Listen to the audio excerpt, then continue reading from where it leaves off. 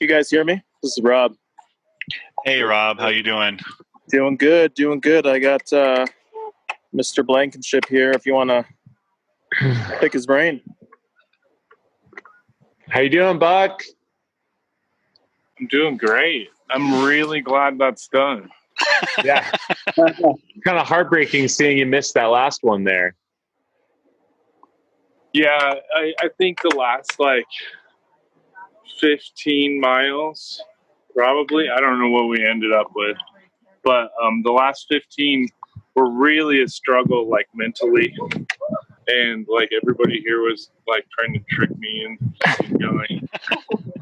I was seeing through their plans though, but so yeah, I'd have a good lap, and then I'd even have a good lap that would turn into a bad lap.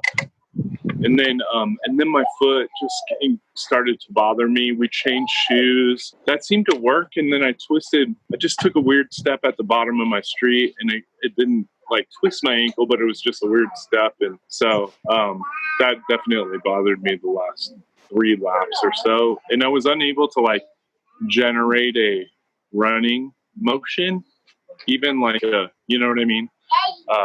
Not even enough power to keep a stride going. So I was, it was kind of fruitless, frustrating. I'm super tired. So Yeah. that was more than I expected myself to do. Although I kind of expected it, but I don't think I wrapped my brain around it. It was super fun though. Probably won't do anything like that again. One minute. Yeah, well, you made it. You timed out on the 123rd mile, so that's pretty awesome, I think, in everyone's book. But yeah, it's interesting because we kind of noticed, it was maybe around 10 or 15 miles ago that your lap times, which had been incredibly consistent, right around that 10-minute mark, started to creep up slightly. Yeah, we're like, uh-oh, something might be brewing here. Yeah, and we had an ice bucket, and they pulled off my sock. I dunked my foot for 4 minutes, and then they threw a sock on real quick, and then I got back in there. And that seemed to work for a few laps, but it was the A goal was 140 miles, which is just insane to me right now. So if those guys get there, that's awesome. And I hope they keep going. Yeah. You know what I mean? Yeah, I think we're going to be here for a while. There's still a lot of fight out there, and your effort is absolutely fantastic as well. So if 140 is absolutely insane, trust me, 123 to most of us is still pretty darn insane as well. So you did a fantastic job. You were the final survivor to actually be out on the roads.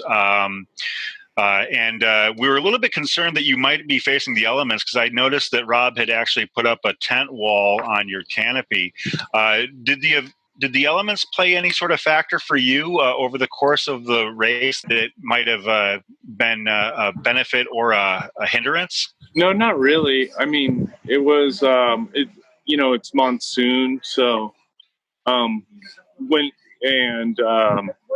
we never really got nailed with it. It was north, east. It kind of moved all around us, like the cells did, and so that was good. Yesterday, we just kind of got sprinkled on, and then it was just kind of humid, which is totally fine. It was actually really mild and nice last night, so I think that was great. I mean, I couldn't have asked for better weather. It's Flagstaff. Good, yeah, because Flagstaff weather, it can change on a dime. I mean, obviously, you know that. What was the longest that you would ever run on concrete or asphalt surface, paved surface before this? Had you done any sort of, super long mileage on on asphalt or pavement? Yeah, so a half marathon. I did TF in 2005 or something like that. And so I did that one. And then, my training for the past 3 weeks was, I think I got up to a 20-mile run on the pavement. But that was like last week. I mean, I kind of decided to do this on a whim like a couple of weeks ago. So, there wasn't a ton of preparation for it, but I don't know if it was a disadvantage. It's just something maybe that I'm not used to. And it's not my favorite thing to do, especially with everything that's around here. But it was super fun to see all my neighbors. I got the craziest looks. I got some like really dirty looks at like 3 a.m, from some people. And for the most part, people were out cheering. It was really cool. So I'm glad I did it in my neighborhood too. Well, what kind of shoes were you wearing, and did they hold up? Yeah, totally. I wore these like Adidas Solar Boost or something. They were marathon shoes, or I don't know. I got them on Runner's World like 2 weeks ago, so they seem to work pretty good. And then we changed those out, like I said, like 15 miles ago for just some North Face like trail running shoes, and those are comfortable, but it didn't mitigate my foot issue. So, do you think you would have approached anything differently had was there anything that now that you didn't know 33 hours ago? I mean, yeah, of course. It was all very much a learning experience. I didn't really have a nutrition plan because I didn't know what to expect at all. I just had a ton of nutrition, and it was just kind of like, okay, maybe I should eat in between every time. So that's kind of what I went with. And it was great because I was eating solid foods the entire time, which I never do in any kind of ultra. I'm always liquid and gel. So, it seemed to work out, for longevity. I had no stomach issues at all. I had some pizzicletta. Alex Barkley, who just set the Flagstaff Fearsome 4 FKT on Wednesday of last week. He shaved off like 35 minutes. Wait, somebody did it again? Yeah, last Wednesday, Alex Barkley did. I can't even keep up. Yeah, I know. I can't either. He's so fast. But he's the chef, head chef over, I think, at the Pizzicletta Dark Sky. And he showed up at like maybe 11 o'clock last night with two Pizzicletta pizzas, which was super clutch. Because I ate those all night, I was going to ask you, so what's the best thing you ate during the experience? Was that it? We ate some pita jungle yesterday, which was great, and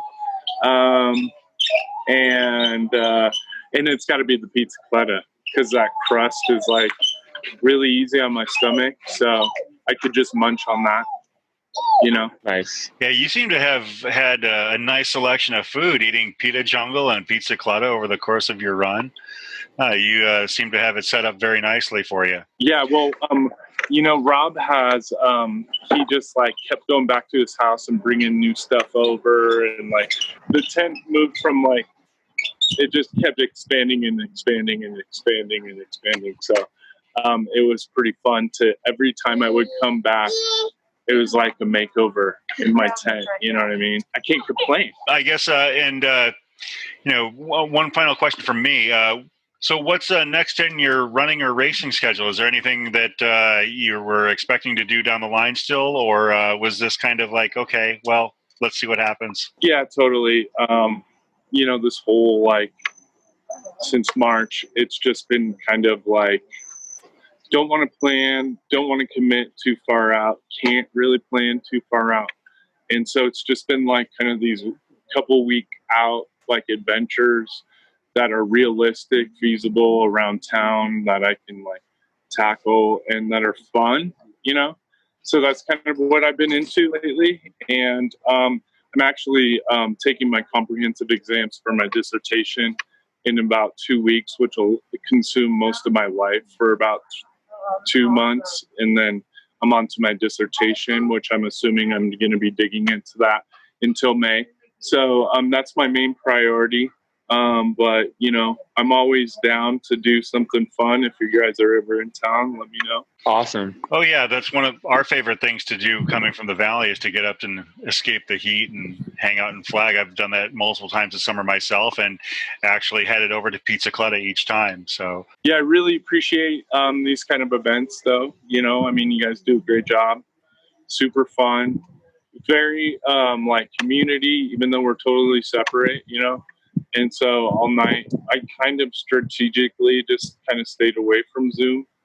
And you know, it was totally by choice, but I was listening the whole time, eavesdropping, and so I really appreciate what you guys have done. It's a great effort, and I thought it was a blast. A lot of people came over, like an incredible amount of running community people came over, including Helen Galarakis, Austin Horn, Alex Barkley, True Heart, Brown, this guy named Rob Carr.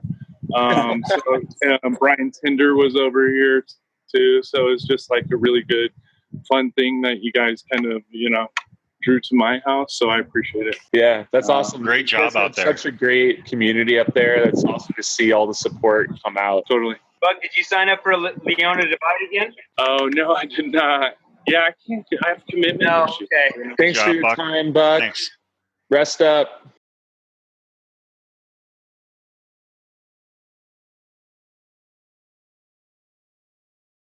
The two of them remaining are going to be going on to loop 126.